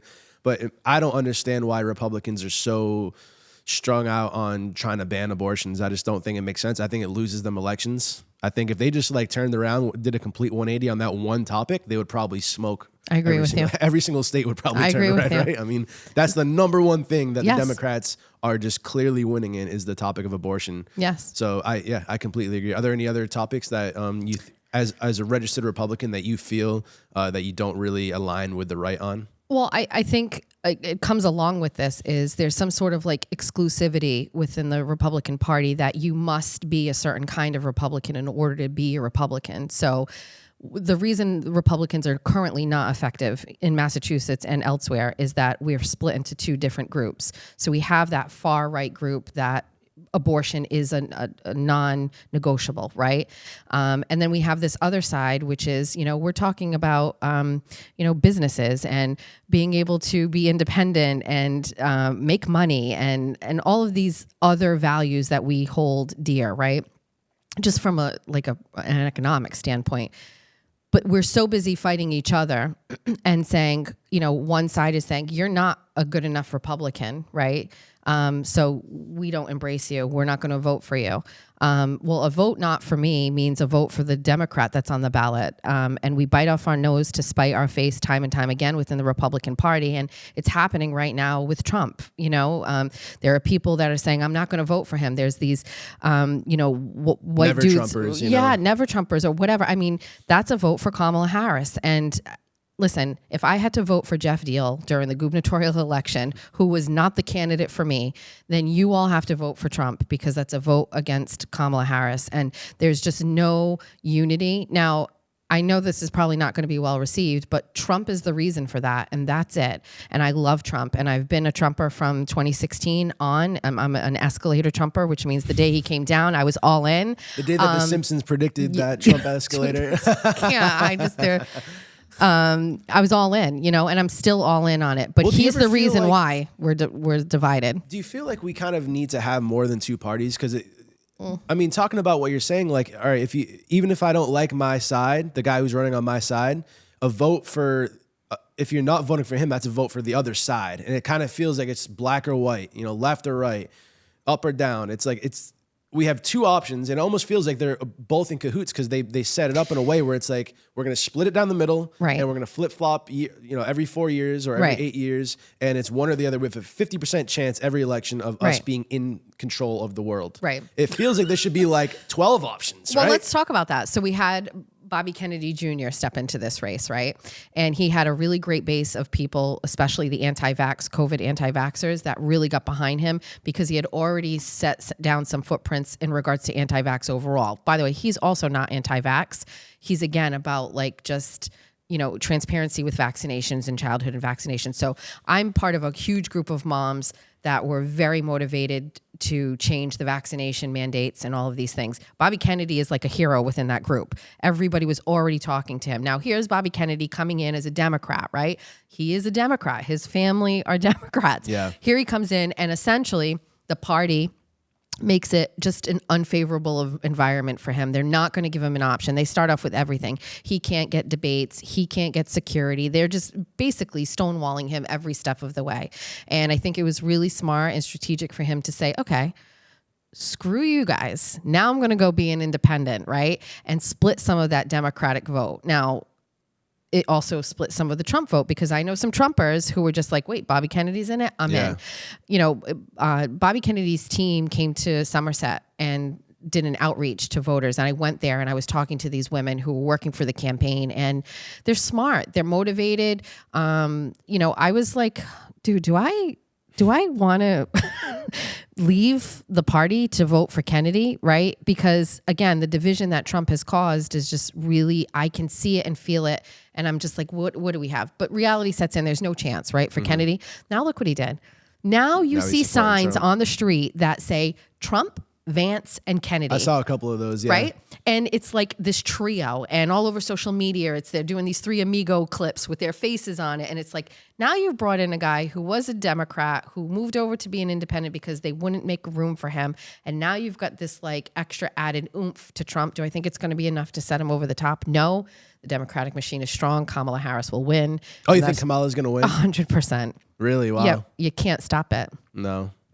That's why get off the streets. Stop doing your sign holdings for Trump. Stop doing your rolling rallies. That's absolutely useless. I know it makes you feel good, but it doesn't really do anything. What you need to do is get back to like having your friends over your house and having conversations and talking about things like kitchen table issues that matter to your family, and like convincing those people that a vote for a Democrat is not a good one. So you're going to vote for Trump, but you think Kamala's going to win the election. I always vote Republican, Stephen, no matter what. You seem very confident that you think Kamala's going to win. Why do you think she's going to win? I believe mail-in voting has changed elections forever. And I think that they have been able to manipulate and harness the mail-in vote to a way that Republicans will never be able to recover from, especially in a state like this. It's just, there's not enough of security. There's not enough of purview. There's just, it's the wild, wild west with mail-in ballots. And even locally, I don't know the process. You can't guarantee that these ballots that are coming in are authentic. You're going by signatures that you have on file. It's crazy to me. And I personally don't understand why we just can't require a human to walk into a building, show an identification, and give them a ballot and let them sign it. Vote and then move on and go on with your day. It's the most American thing to do. It's nostalgic for so many people. I've brought my kids to the voting booth. I've brought my kids on their first days to vote. My son is going to be voting in his first presidential election. He's already excited to go and talk about it and be there. And the fact that people are just filling out pieces of paper and never leaving their homes is crazy to me. But more than that, there is so much room for manipulation and error that I don't trust the process. And I believe it was exploited because of COVID, and now that's it. I was in a meeting for our town, our local town, where we had to vote. Our Board of Selectmen had to vote to decide if we wanted to do mail-in ballots, right, permanently.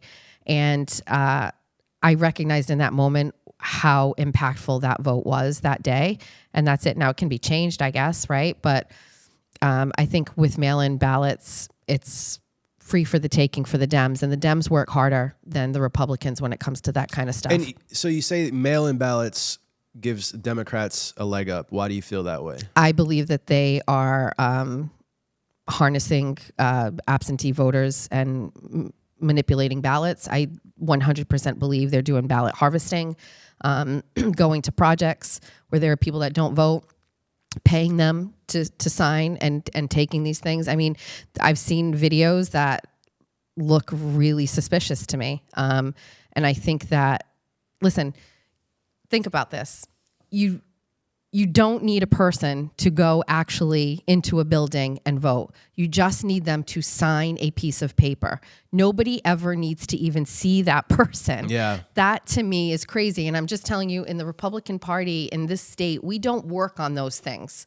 I'm just telling you we don't. We're too busy doing other things, working and making money. We don't spend time doing that. Do I think we should? Yeah. It's almost kind of like, in campaigns, right? For example, like somebody will do something and the other side will go, wow, I can't believe they did it. And I'm like, you should always anticipate that they're doing these things. You have to plan for it. You know, like any tactic that they do or whatever it may be. A couple of things are coming to mind, but I don't want to talk about them. But I just feel it's there. It's right for the taking. And the only group of people that are capitalizing on that are Democrats. Republicans could do the same, but they just don't. So it's interesting because you're a woman conservative, and the liberals right now, they're campaigning for the first woman president. Sure. How does that make you feel that you're not voting for potentially the first woman president? We can edit this, right? Listen, I believe women should be at home. I believe that the change in every part of our society is because we don't have moms at home. Cooking meals every day, taking care of their families with no other responsibility other than to take care of their families. And I sacrificed a lot to stay at home for my kids and be a stay-at-home parent. And I believed that that was because I didn't want anybody to have control over cultivating the personalities of my offspring. And that's it. I can tell you that my husband is happier when I am home. He has less stress. He doesn't worry about anything. It allows him to go out and make money and come home without the stresses of meals and grocery shopping. And I don't want to come off as sounding a certain way here, but I truly believe the family unit at home is one of the most important things to society. And busy parents outside the house open the door for influence that can really harm children and families. And we've already changed our society where we're down to 2 kids, where we've had grandparents that were one of 9, 10, or 11, right? And it's already changing, and people don't recognize that. But now in my generation, you know, if you only have 2 children, Christmases look a lot leaner, right? There's not like 9 families, right? With 9 siblings and 9 spouses and 3 or 4 or 5 kids with each. So the nostalgia that I have as a kid with being around tons and tons of people at Christmas, sometimes I feel like, well, why am I not providing that for my family? Well, I have 3 sisters. My one sister has 2 kids. My other sister has none. So when we get together, there's 9 of us, but that's all we've got. So over the course of, you know, the baby boomer generation and how things have progressed, especially now where people are having children a lot later or maybe not having children at all, things have changed. The best parts to me, and I'm old, I'm 48, the best parts of society for me are surrounding family. And I mean, we could get into it, but this government's move to get women into the workforce changed everything for our country for the worst. I mean, listen, I'm an independent woman. I love working and I love all of the things. But when I was having children, my focus was my family. My job was secondary. And if I had to make sacrifices, I made sacrifices. You know, I didn't go get my hair done, didn't get my nails done. We didn't eat out. You know, we shopped for clothes at Savers and Salvation Army.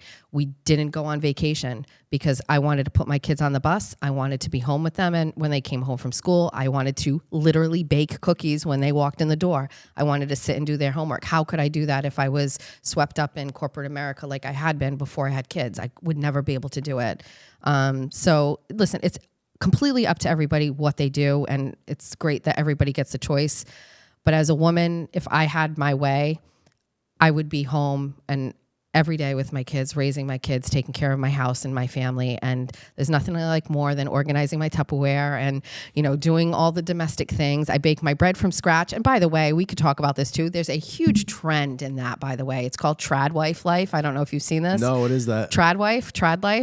It's a traditional wife or traditional lifestyle. Oh, okay. So it's women that stay at home, homeschool their kids, bake their bread from sourdough starters. This is a huge thing on TikTok and on Instagram. And there are some real big influencers that have kind of put that out there, like Ballerina Farm, for example. You could go down a hole talking about that. But, I think that these people have really kind of like showcased like these traditional lifestyles that a lot of people I know look at these and go, man, I wish I could do that. You know what I mean? What woman does not want to stay at home all day, send their kids to school and go to Target with a Starbucks? But we could get into this too, Stephen, but we couldn't afford that today. Back in the 1950s or 60s, my grandfather worked and my grandmother could stay home and they had enough money for cars, mortgages, everything, groceries. Most people can't live on one income these days, so it's almost impossible. Oh, I mean, my generation, most people can't live on two incomes. I know. I mean, you see my generation, I was just talking to a city councilor a couple of days ago about, the 20-year-olds of today, they can't afford houses. I mean, especially in our area in Massachusetts, $500,000 gets you nothing. I know. $500,000 gets you a really dilapidated 900 square foot house. Are you worried about that? Oh yeah. So I pay $2,500 just to rent right now. And then has nothing to do with the train coming in. When the train actually finally comes to the South Coast, rents are going to go up significantly. Do you think about leaving the state? Well, I've left the state once before. I came back to be we came back to be closer to family, but it's a real consideration. So my rent went up $400 a month last year. Wow. And it's going to go up another $400 this year when the rent renews. So wait, definitely? Oh, every year it goes up about $300-$400, and this is without the train coming. So when the train comes in, back up. Your rent went up $400 last year. Yes, and it's going to go up $400 next year. It'll go up at least $300 more this year. Yeah, for sure. Where do you get that money from? Out of my ass. Where do you get the money from for that? It's unbelievable, right? It truly is unbelievable. So I have friends that are all my age. I have a friend that's a neuroscientist. I have friends that are in law enforcement. I have friends from the entire spectrum that live in this area. Nobody owns. That's my age. I know some people that are a few years older than me. One just bought a house, really small house, really, really small, not ideal, right? But nobody owns. Everyone's renting. Unless listen, some people own, but that's not the norm. Most people my age Everybody's do not renting. Everybody's renting. And your rents are over $2,000. And the rents are over $2,000 unless you live in a really crime-ridden neighborhood. And even those people now are like, dude, I'm paying $1,800. Right. And there's someone was just stabbed outside. Right. So truly, what is the solution when you have a generation of people who are not owning their houses? And I remember a few years ago hearing a quote saying, "You will own nothing and be happy." That kind of terrifying rhetoric. That's kind of like communist rhetoric. Right. I thought of that. I heard that and I thought that's all right. That's an extremist kind of people are saying that to scare you, but now it's feeling like more of a reality. When people literally, I don't have $1 million to buy. If I want to own where I live, in the neighborhood I live, at close to $1 million. Just so if I want to buy a house, I'm gonna have to go to a significantly worse neighborhood than where I rent right now. So it's just the math isn't mathing. It's not like we're making money and stuff. It's not like we're not making money. We're making money. It's just if I really wanted to, I could go get a mortgage and go own a house right now. You'd be house poor. Yeah, if I really wanted to, I can go buy a Lamborghini, but is it a good decision? Why would I do that? You could buy the house, but you couldn't put anything in it, and you couldn't go anywhere. Why would I strap myself? I would never be able to go on a vacation. I wouldn't be able to do this. I wouldn't be able to do that. I can't play around the golf when I want to, right? And listen, again, I'm a fan of Dave Ramsey. I don't know if you know who that is. Stay out of debt. Yeah. I'm conservative with my money. I'm not we're not wild spenders. Right. But I just don't know what the future holds for our generation. We have these people with all these different professions that can't own houses. What's going to happen? Especially with the rents going up, people are going to have to start to move. It's just what's going to happen. The Boston community, and now I'm just talking local, the Boston community hasn't even came down to the South Coast yet. They're going to start coming down to the South Coast when that train connects. So rents are going to significantly pop off. I know a lot of friends in real estate. Everyone's buying real estate right now on the South Coast because they know if they wait a couple years, they're going to get crazy equity in these properties. And on top of that, people are competing with businesses. LLCs are buying single family homes. So how is a first time home buyer just saving some money in the piggy jar every single month? How are they supposed to compete with corporations that are partnering up and buying single family homes all across the country? It really is a weird situation. I feel like not a lot of people are talking about, but there's an entire generation of people. It used to be it's cheaper to own and more expensive to rent because renting is it's almost like, right? It's more expensive to... They're just throwing the money away. Yeah, it's more expensive to stay at a hotel for a month. Sure. Just go rent an apartment. It'll be cheaper, right? And then the next step is, all right, just buy and own. You don't have the flexibility to move, but it's cheaper every month. Right. Now it's the complete opposite. It's way more expensive to buy a house. I just went to Mike's house the other day. He has a super nice house. He's paying less than I am for my rent every month. You're paying less than I am for my mortgage. So, I mean, I don't know if you watched The Big Short. There was that scene where he's at the strip club. So it's about the 2008, the housing crisis, how they were bundling all these loans and whatnot. And so he was at the strip club. What's his name? The main finance guy that kind of figured this out ahead of time. I forget his name, the actor, Steve Carell, I think his name is. So he's really good in that film. So he's at the strip club and he's like talking to the stripper and she's telling him she's in Miami. She has a house in Miami. She has a condo here. She owns like 4 houses. And he's like, wait a second, this is your only job. You're a stripper and you own 4 houses. And the next scene's like, we're in a bubble. The math is not math and we're in a bubble. It's going to pop. Everyone get to the office. Like shit's about to go down. That's how I feel right now. Like I'm looking around like no one can afford to buy a house. So I'm not a finance guy. I don't know what that means for the country. Right. But I know we're not alone in Massachusetts. This is a thing all across the country right now. So I feel like I want to ask you, I know that you ask all the questions, but like how stressed out do you get over that? It's not like keeping me up at night. Like we're doing okay. Like it would stress me out more if it was an economy where people could buy houses and I personally couldn't afford it. Right. But like, because everybody is like, on the same boat. Everyone's succeeding in buying houses and I can't afford it, right? That's not what's going on. Everyone can afford it. So I'm not like losing sleep over it, but it's frustrating. I mean, just why would I have a nice apartment? Why would I want to go live in a lousy, broken down house in a really in a neighborhood where like my wife can't even walk the dog in? Right. And then have to pay more money per month to live there. Right. It just doesn't. Why would I do that? I'd rather just like invest in a Roth IRA and a 401k and try to make investments than try to build equity in a house. Well, I think there's a lot of conversation about like new affordable housing, and especially with the train coming to Fall River, they are actually required to, adhere to this policy that the state has where within so many miles of this train, you have to have so many apartments that are affordable housing. So you'll see in Fall River Reporter, it's like every day we're writing a story, just a quick blurb, this building is now being converted into apartments. And I'm not kidding. I think it was something like 140,000 new apartments were approved by the zoning board this past year, right? So the number, I might be off on that, but the number's pretty high. And people are like, oh, this is all Fall River is going to have now. I'm not against it, right? Because you need the housing somewhere. And people are also forgetting we just basically dropped 25,000 migrant families here. So where are they going to live? And by the way, they're not really out in Western Massachusetts anywhere. It's like all this way. And we talked about this too. These migrants have to leave these shelters eventually. They have to go into housing. They're not going to homes. They're going into apartments funded by the state, for a minimum of 2 years. They're going to give them enough money to cover their rent. Well, what do these apartments look like? If we're in Taunton right now, how are you going to take people from that hotel and move them 140 families into apartments in Taunton? I mean, it's just the whole housing crisis. And by the way, it doesn't matter who you ask, like elected officials in Fall River, nobody has an answer for it. Nobody can tell you this is the solution. This is what we have to do. Nobody has a solution. I asked this question again, it's a city council. He's not the president of the United States, but I asked his opinion. I was like, give me some wisdom. What do you think we should do? And his answer was, I don't know. Nobody knows. His answer was, I have a daughter that's about your age. And when she told me what her budget was for an apartment, he was like, $2,100 for what? Yeah. I mean, buy a house. Listen, like, another thing that can come out of this is multi-generational living. So people living with their parents. Keep in mind, back in the day, right? Mm-hmm. grandparents lived with parents and their kids, and everybody kind of lives together. And my mom lives with me. She has like an in-law suite and helps pay towards the mortgage. Multi-generational thing is kind of something we've moved away from, right? Everybody's very independent. You go out on your own. But what do you do when you need to save money each month? You consolidate, you move people together. You say, okay, you're going to split the rent, and we're going to, I mean, it sounds crazy that in 2024, we actually have to think that way, but believe me, there are some solutions out there that people can think of, and it might have to put people outside their comfort zones. But I'll tell you what, I didn't want to leave my house. I'm not leaving my house.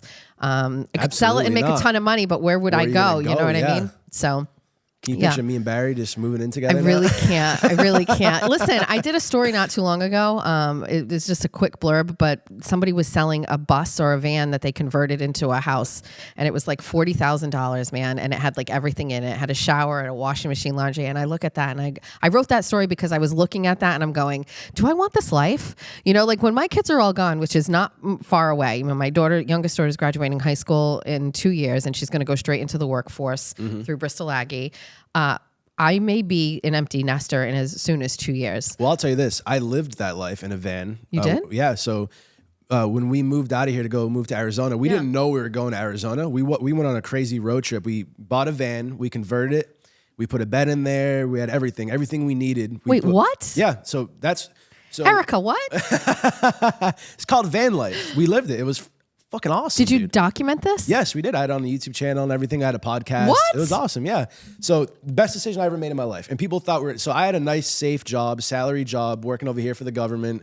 And I was just miserable, dude. Like I'm ADD. Like I need to be out in the world. I got to be doing things, covering stories, whatever it is. I can't sit in an office all day, 9 to 5, and just in front of a computer. So I was like really getting depressed working this job. Like, hey, everyone's congratulating me. Like, you have this cool job, but I hated it. Like, I was just like, I felt like I was in prison. So she's a year younger than me. So like all day I'll just be watching YouTube videos of like van life and these travel videos. I love those. And I was just so inspired. And I just knew like every day that I wake up and go to this 9 to 5 office, that there's a world out there that I was not seeing. There's people traveling, there's people doing amazing things. And I wasn't a part of it. I was just stuffed in this office 9 to 5, 5 days a week. So we decided, all right, I'm going to buy a van. I'm going to pimp it out. Stop for a second. You said, I'm going to buy a van. Like you made the decision. Yeah, oh yeah. Like how did you click that switch in your head? Because listen, people watch those videos. People are on those Instagrams. I watch them all the time. But how did you take watching that video to action? Like how did you do that? I was so miserable in my current, listen, it's not like I had a depressing life. I just knew that this wasn't a long-term solution for my life, working in an office. Right. I knew I wanted to travel. I knew I wanted to, and I know you're only young once, right? When you have kids and a mortgage, you can't just be like, hey, I'm going to go buy a van. Hence you saying, hey, my kids are soon going to leave. I might consider doing this. Right. So I knew that we have a small window. She's a year younger than me. So she had her senior year of college she still had to go through. Yep. So I just figured I'm going to save money working this 9 to 5 while she finishes college. And when she graduates, we're going to go on this adventure and go move somewhere. So was she all in? Oh yeah, she was sold. Yeah. Okay. So we were both kind of sick of the area. We never really traveled that much, you know, maybe Disney World when we were kids, but we didn't like go out into the world, right? Not too much travel experience. So the year that her senior year of college, I bought this van. It's not a sexy van either. I pimped it. Let me show you, pull up my Instagram real quick. I'll show you. We pimped it out. It was very, one second, guys. For anyone just listening, I'm just typing in my Instagram. I want to show her. Just to put a visual to this. So I never deleted anything off my Instagram. Come on, what is... Is it not going to let you do it? Bless your heart, you know your password? I don't even know mine. Yeah. I think I know it. I change my password on all my socials so frequently because I'm so paranoid it's going to get hacked. I'm so bad with it. I have like the same password. Oh, you're ideal for a hacker. And it drives me nuts when my wife doesn't remember her passwords for things. It just... I can't either. I'm like, how do you not remember? I have the same thing for everything. I'm going to go all the way down. So here we go. Is that the... So we pimped it out. So this was our first night right here in Pennsylvania. That's what it was right there. Look at this. See the vent right there? Yes. We installed it backwards. It's supposed to face the other way. So our first day we traveled to Pennsylvania. So yeah, we went on this road trip. How do I X out of this? we went on this road trip with really no intentions. We were thinking of going to San Francisco because my brother was living in that area. Yeah. Until we got to San Francisco. Yeah. We were like, we're not living here. This is Ohio, Mall of America. This is in South Dakota. How did you do that picture with a drone? Drone, yeah. You had a drone? Yeah, I had a drone. So yeah, we really just like went on this gnarly trip, the Badlands National Park. We hit all the national parks, went to Yosemite and whatnot, visited my brother in Mount Rushmore. It was the best fucking thing ever, man. How I long? loved it. It was so cool, Wyoming. So How long were you doing this? From the day you left until? A few months. So we got, so we left in August and we moved into our apartment in Scottsdale, Arizona on Halloween. So a couple months, you know, it wasn't like, I mean, that kind of van we had, it was literally, it's like a bed and we had like a Yeti cooler in there and we were just living at campgrounds and stuff and going to national parks. So obviously if I had like a Mercedes Sprinter, like those where you can like shower in there and you have a fridge and you can cook. But it did its job. Yeah. So it was awesome. Wait, where is this van right now? So I sold it. I sold it to some guy who, fun fact, if I told you I'm going to meet up with a guy, sell him a van in Arizona and he pulled a gun out, you'd be like, I would believe that. Probably went south. But no, he just like, I don't know, like some people are just so like delusional. Wait, did that really happen? Yeah, but it wasn't to rob me. We went on a test drive and he was like, hey, by the way, look at my gun. I was like, this guy really going to rob me right now? He just like showed me his gun while I'm like meeting up with him to sell him a van on Facebook Marketplace. Just side note, how clueless, how people can't read a room. Right, like, right. We're just together in this van and just pull a gun out. Like that's a very Jay's old Korea Will Flanagan story. If anybody from Fall River put it knows. On the dashboard. I mean, Arizona's open carry. Like you can have a gun on your hip. Yeah. So it's like. Oh, well, going to a state where it's open carry is like a shell shock for a lot of people. They don't get it. Soft. I grew up in Massachusetts. I'm not, but still kind of, I would never do that to someone. Like just pull a gun out. But very nice people. They paid cash. Very nice. Very nice. Do you miss it? The van? I miss the life. Yeah. I mean, the life of just every day. We're in Vegas, Yosemite. Like it was so fun, man. Like it was every single day waking up. We had no alarm clock. I woke up to the sun. I was ready to attack the day. When I put my head on the pillow at night, I was ready to go to bed. Were you either one of you working like remotely during this time or you were not working? No, so you saved money to do that. I saved money to do this. Was not as expensive as you'd think. Like we were pretty bare bones, going to national parks, staying at KOA campgrounds. It really wasn't that expensive of a trip. Can you break it down on a week? Like how much you think you spent in a whole week on average? Tough. I don't know if I did that. No, I mean like we would stay at probably the biggest expense was gas, just paying gas, driving across the United States. And we would stay at campgrounds. Some would be free, some would be optional. Like some, like if you're staying at like Joshua Tree National Park, it's like pay, but it's kind of like a farm stand. Like grab the eggs and just put the money in the thing. So like we wouldn't be assholes. We'd pay it, but it wasn't much. So we splurged at some campgrounds and paid the money for the real gnarly ones at like cool national parks. Yeah. But anyway, this was like our lottery ticket out of this boring life that we just didn't know what we wanted to do. We felt kind of stuck. So we just got out there. Let's just go. My brother lives in California. We're gonna go visit him. Quickly realized San Francisco's a zombie land infested with just drugs and. It's that bad. Like we parked. We took my brother was living in Redwood City, which is right outside of San Francisco. We took the train into San Francisco. We wanted to see all the tourists. I want to go see the Full House houses, the painted ladies and stuff. The bridge, yeah. I took I don't know if there was a right turn, but I think I took a wrong turn. And it was like, oh, we're not safe here. Like it was dangerous. Like really like. I actually hate hearing you say that because everything that the West Coast is doing is slowly trickling over to Massachusetts. Yeah. And I say it all the time. If you want to know how things are going to be here in 5-10 years, just go see what's going on in San Francisco because it'll be here. If you ever want to confirm that humans suck, go to San Francisco. Is it that bad? San Francisco is one of the most beautiful places on the planet to live. I mean, it genuinely, like the beauty of San Francisco is amazing. It's such a beautiful place. The nature, the weather, it's just perfect weather year round. Like if it gets down to 62, you got to put a jacket on. That, like no humidity type. You don't get hurricanes like it is with the redwood forest. It's really some couple earthquakes. That's fine. Yeah, it is what it is. But like every morning, the fog is what waters the redwood tree. It's like so majestic and beautiful, but through just probably bad policy and just whatever, the human experience, we ruin that place. Like it's not a safe place to be. It's terrible. You would have to be screwed in the head to want to live there. I mean, multi-million-dollar properties with people just like taking shits on the ground in front of, Yeah, like literally pooping on the ground. Like it's some of the worst videos I see on social media originate in San Francisco. So that turned me off right away. So we were like, all right, California. I'm not going to go from Massachusetts to California. It's a lateral move. Maybe there's nicer weather, but it's kind of a lateral way to move, say it. You know? Yep. Yeah. So we kept it going, and we ended up in Arizona and just fell in love with it, man. Like I love Arizona. We visit every year. Yeah. My wife, up until when she started working with us, she was still working for a company in Arizona. She would go there all the time. I love it. It sucks in the summer. It's hot. It's 150 degrees. Yeah. But we loved it. We ended up in Scottsdale, Arizona. And to this day, I mean, I just went on a golf trip there last year. I plan on going again this winter. Yeah. There's no place I'd rather be in the winter than Arizona. I love it. So I was living vicariously through your dad's posts at the time. I know we didn't know each other, but your dad would post like some things, and it's so picturesque. And I mean, it was just, it's so beautiful. I also know some people from Somerset that are transplants out there, and they also love it. Hot take, I'm taking Arizona over Florida all day long.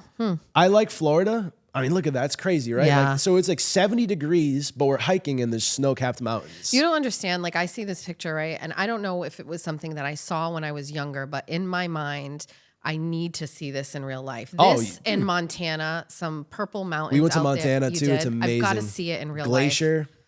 Beautiful. Yeah. Oh my I God. can imagine. Dude, let's convince Michael to take a company trip out to Arizona this winter. Oh my God, there's some real like investigative journalism that we need to do out in Arizona. There's something going on over there behind that cactus. We've got to go check it out. Exactly. Yeah. But yeah, I mean, that's kind of, I don't know. I mean, I don't even know how we got to talking about this. What a great story. We got to talk more about that. I mean, I think especially now, well, we were talking about affordability and living and things like that, you know?